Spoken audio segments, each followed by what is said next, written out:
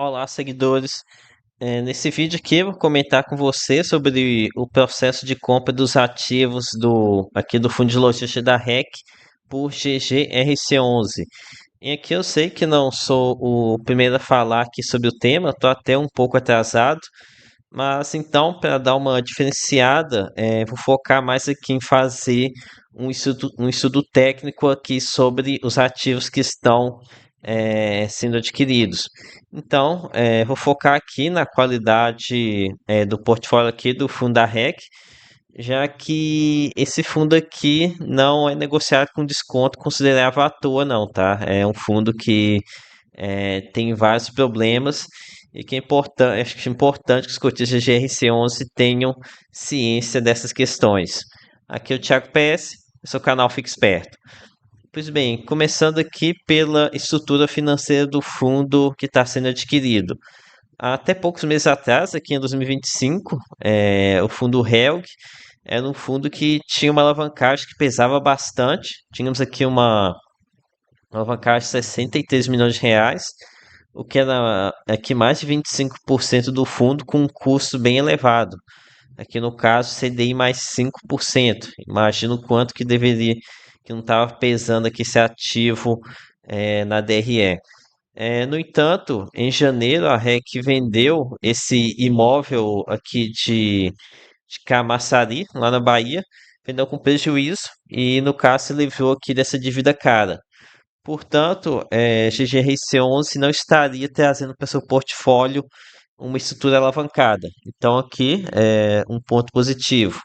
Lembrando que é diferente aqui do caso lá do fundo Namog, no Barra Suno, né, em que acabou trazendo mais dívida lá para o fundo. Ok, então aqui essa parte da alavancagem, acho que não tem com que se preocupar. Agora, os problemas da REC não se limitavam à alavancagem, né? A, a qualidade dos imóveis aqui do fundo nunca foram o forte aqui de Helg. Segundo os gestores, metade do portfólio é classificado como A e a outra metade como sendo B+. Então, não estaria assim tão ruim, não é mesmo? Só que não, né?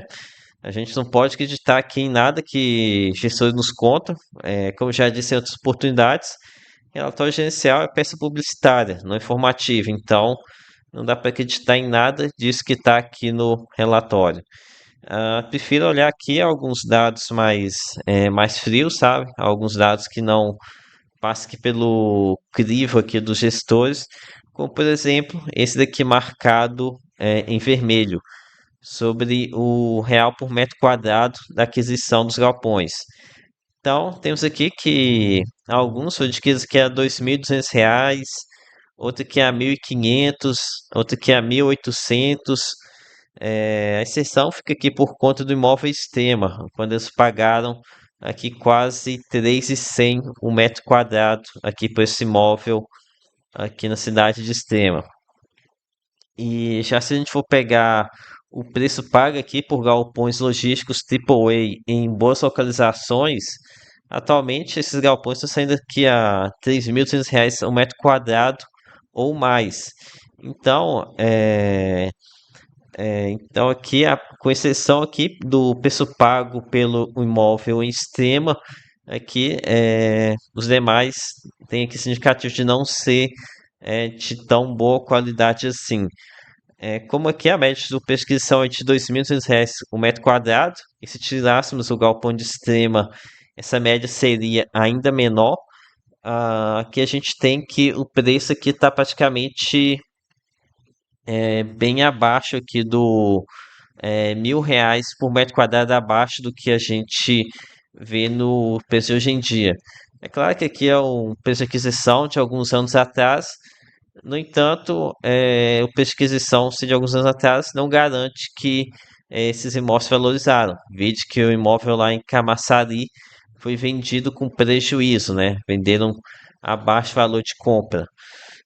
Portanto, acho que isso aqui é um indicativo forte de que GRC11 pode estar comprando alguns ativos que não sejam assim de tão alta qualidade.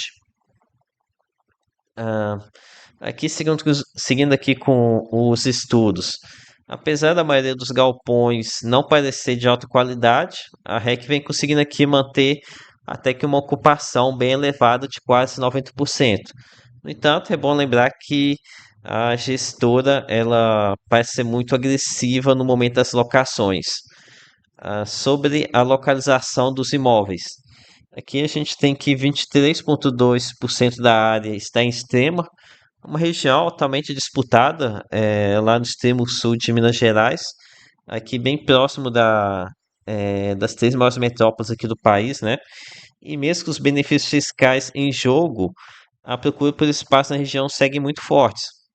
Falo isso aqui porque recentemente, aqui em 2025, o Fundo de Logística VBI conseguiu fazer, acho que foram duas trocas de inquilinos de forma praticamente imediata. Ou seja, tiraram o inquilino de lá, no caso foi a Sequoia, estava inadimplente, praticamente despejaram eles de lá, e logo em seguida conseguiram fazer a troca de inquilino, né? Deixando os galpões lá, a área ocupada assim, de forma ininterrupta. Temos aqui também 16,1% em Contagem. Aqui se trata de uma cidade que fica na região metropolitana de Belo Horizonte, ou seja, provavelmente está aqui no leste maior da capital mineira. Aqui provavelmente não tem dificuldade para fazer a locação dos espaços. Já que a gente tem 36,1% na cidade aqui de Cotia. Antes de fazer o vídeo, dei uma olhada aqui no mapa e a cidade está no entorno lá de São Paulo, né? A maior metrópole aqui do nosso país. Contudo, em estudos que já li aqui, alguns documentos aqui de empresas focadas aqui no mercado imobiliário, eu me recordo de menções ao fato de estar acontecendo migrações de galpões inferiores para outros mais modernos, né? Mais recentemente construídos. Então, é preciso tomar cuidado, né? Aqui com novos entrantes superiores desse galpão. Aqui no caso, as pessoas classificaram ele como sendo de B+, e o galpão aqui no caso foi construído em 1994. Então, aqui é um caso que pode preocupar. Aqui também a gente tem um galpão mono inquilino.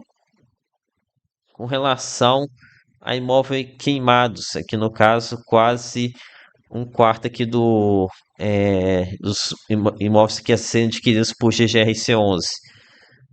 Então, com relação aqui à região, não vou saber dizer qual que é a situação atual.